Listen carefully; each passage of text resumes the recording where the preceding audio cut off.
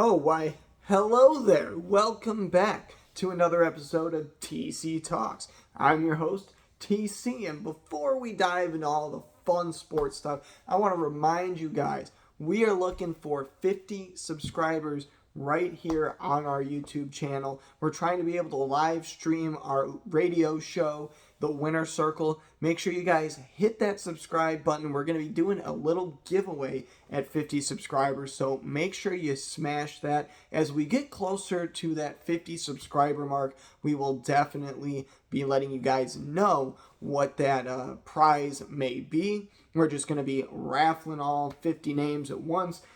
Get that old school bingo out, and, whatever number pops out, that's who's going to be the winner. So if you guys are interested in taking part, go ahead and hit that subscribe button, and all of our fancy subscribers will go ahead and get a chance to win a little something once we hit that 50 subscriber mark. But without further ado, well, I guess I should introduce you guys to where I am. All these fancy little things, like, what the heck is this? Okay, yeah, so I'm actually at my girl's place right now. Shout out to you, Sarah. Thank you, sweetie. But also shout out to all those mothers. This is the third Mother's Day video, but I only mentioned it in two, so sorry, Mom. Yeah, I mean, you guys are also going to know why I'm called the old man today. You cannot tell by that distance, perhaps, but this is a napkin. It's actually not even a napkin. It's a Kleenex. It's all I had, and I decided to write my notes on it. I could have used paper, technically, but why kill such a big tree when you could kill a small potted plant? That's how I see it. But let's dive into those Chicago Bears, right? Chicago Bears. Okay. What's going on with those Chicago Bears? Well, nothing really all that interesting unless you're a really big football guy, Like, this is just early off-season stuff. The draft just happened. You guys can go check out those draft grades now, see who the Bears drafted. We'll talk about a few of those guys, but honestly, there's only a few highlights I really want to talk about from that draft specifically. What I really want to do is I want to talk about the Bears team right now as a whole. Kind of look at the offensive line as a group. Look at the secondary as a group. Get to the offense and then talk about wide receivers, how that's going to impact Justin Fields. I don't want to talk about each individual player. I'm sure you guys could find a video like that. If you want a video like that, you can let me know in the comments section down below. But other than that, I'm not going through all that work if you're not going to listen, right? So we're just going to keep it simple, talk about the units on each side of the ball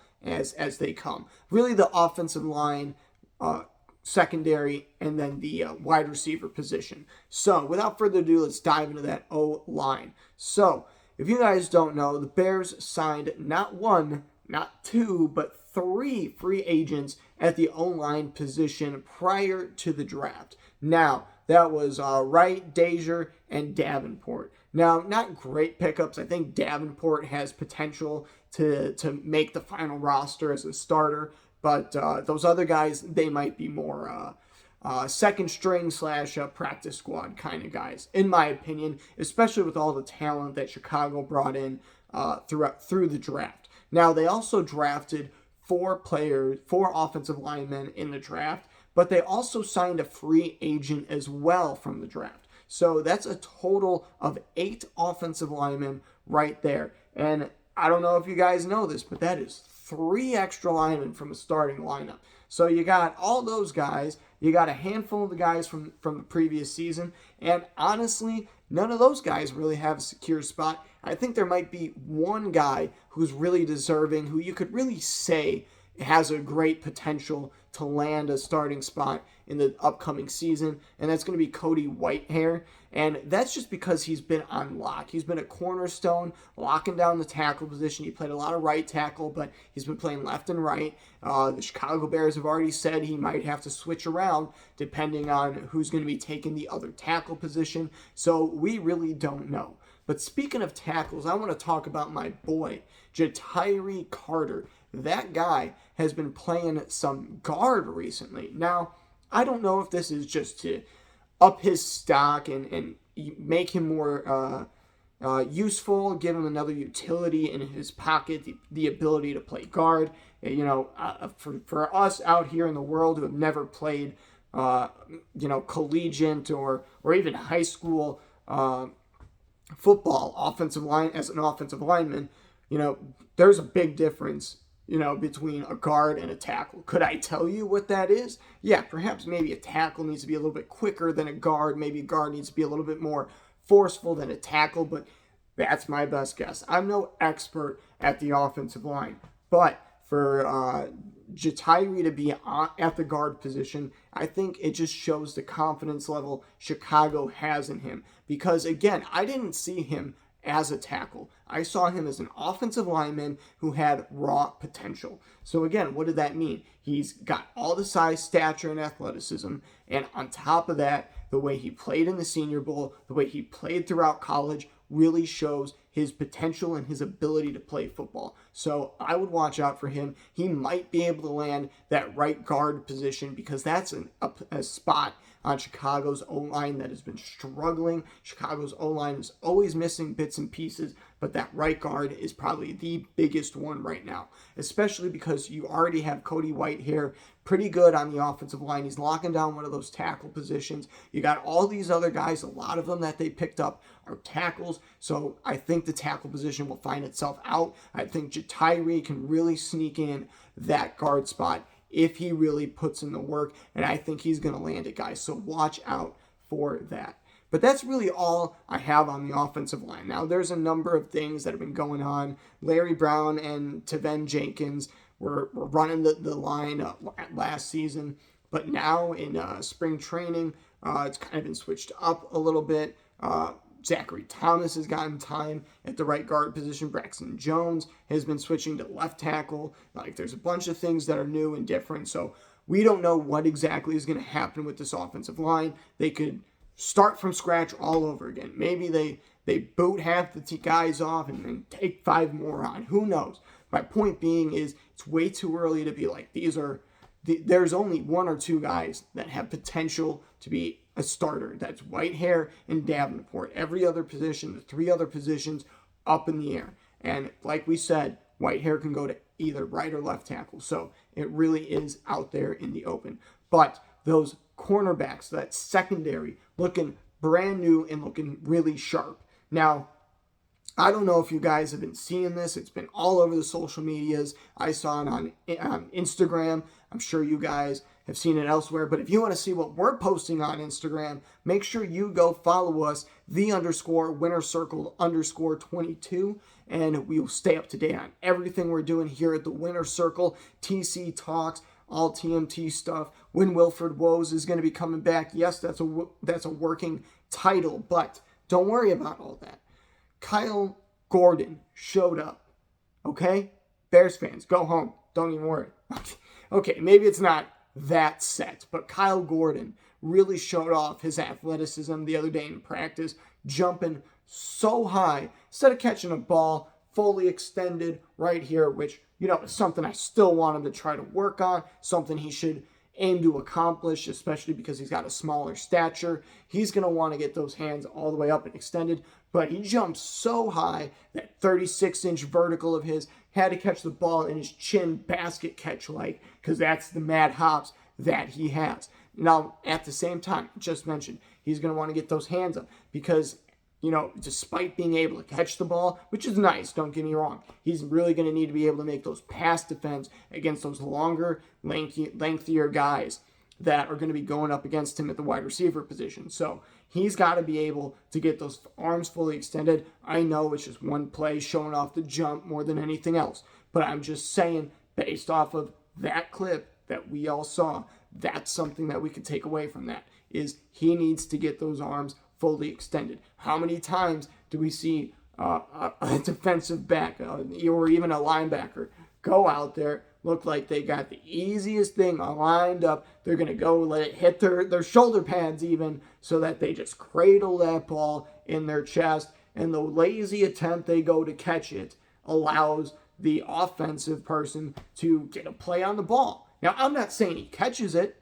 It could be an incomplete pass, but that's a step in the right direction for the offense versus if the defender would have just caught it in that triangle, diamond shape, whatever you want to call this thing. It changes every time I ask someone. So, whatever shape you like to catch the ball with, catch it in that shape. Whatever you do, one-handed like a god. But get those hands extended, catch that ball nice and easy. But we won't go into much more of that. We're hung up enough on it as it is. But that secondary looks awfully dangerous right now as he lines up next to Jaquan Brisker and Eddie Jackson. Now, Eddie Jackson, he's going to be looking for his redemption arc, okay? He needs something to prove himself this season. He just signed a contract. He's going to want to show that he's worth renewing that contract as it's set to expire pretty soon. Now, every player seems to have that lull where they play super well at the end of their contract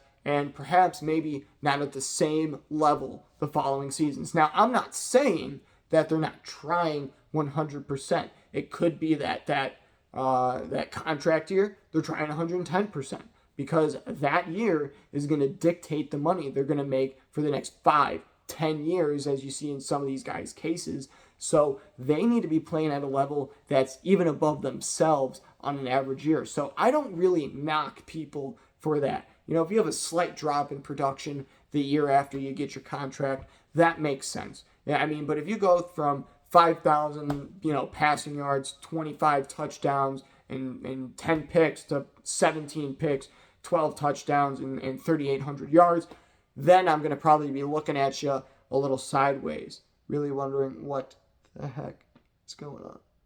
That felt really good. But anyway, really, honestly, I like the way the secondary is looking. I think Eddie Jackson's going to have a bounce back year. And honestly, I would look out for the Chicago secondary. Two great corners, decent secondary overall. But honestly, this is a step in the right direction. It's definitely better than last year. So don't be too disappointed, Chicago. Don't be too dismayed. This is going to come out looking better than you expect. Trust me. It's not going to be pretty. It's not going to be a winning season, but it's going to be something. Now, those Chicago Bears have a ton of wideouts. Now, instead of rambling off about every single one I have on this list, I'm just going to count them up really quick. 11 wide receivers. Now, 3 of those guys are guys that we all know about. We know about Brian Pringle. We know about St. Brown. We know about Darnell Mooney. Those guys are going to be the cornerstone of the passing team. Now, I know we got David Montgomery out of the backfield. We got a few good runners out of the backfield. David Montgomery also able to make also got some hands out of the backfield. Let's not try to cut him there. He's definitely got that talent. But at the wide receiver position, you kind of were hoping they were going to do something better. Now, I know these are controversial players. I know there's a lot of people that would say, Tyler, I wouldn't take that guy if it guaranteed us a Super Bowl trophy. Okay? And I'm talking about Antonio Brown, really, the highlight of that whole notion there. But then again, we also have Odell Beckham Jr. So that's another potential. He's a free agent, went out with an ACL tear or injury, whatever it was, so perhaps not the best move. He's also a little bit older, up there in age, kind of lost a step or two, especially after this ACL tear or whatever. He could be looking at another lost step or two, so perhaps that's a hole that Chicago doesn't want to dive into, especially given that if you get one of those two guys, they're going to want a lot of money, something Chicago doesn't really have at the moment, especially after signing all this talent. We don't know if it's talent necessarily, but we'll see how it works in Chicago. These guys definitely have the ability. Let's see if they can get it done. You really would have wished they would have done something a little bit different, but at this point, besides those 2 guys that are iffy in terms of if you would want them on your team, I do have a few guys that I think would be absolutely perfect for Chicago. And the first one's going to be Keelan Cole, not because he's got the best hands, not because he's the fastest wide receiver, nothing like that, but out of the sheer fact that he's cheap. This is a guy that Chicago could pick up, have him work in that mini camp, see how he's going to be for the Chicago Bears, see if he gels with Justin Fields, and if not, get rid of him, whatever, it happens, right? But no, I don't think they're going to do that. But you know who they really, really should go after? my man, Will Fuller. Now, I know what you're thinking. Why? Why? We got Darnell Mooney. He's already a speed demon. Now, maybe it's because I grew up and running was my thing. I mean, I kind of still have the runner's face leftovers just because of the way it looks a little bit. Not as much. My cheeks are getting a little bit fatter, but my Nona she would be upset with me right now for saying that.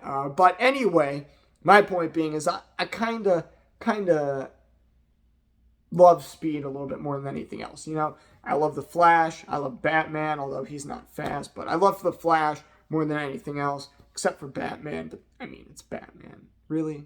You know? But, speed is my thing. So, having speed at the wide receiver position, especially that combined speed, that is some serious mileage right there. Darnell Mooney and Will Fuller would absolutely scorch defenses. And it's not even the fact that they would be scorching defenses. It's the fact that they can make defenses so out of place with their speed. It's the fact that these guys got to overcorrect to try to adjust to these, hellhounds out there just speeding, cruising through the defense. Now, could that be easily adjusted? Whatever, sure. But I think that can open up some opportunities for slot receivers, tight ends, Darnell Mooney, I am so sorry.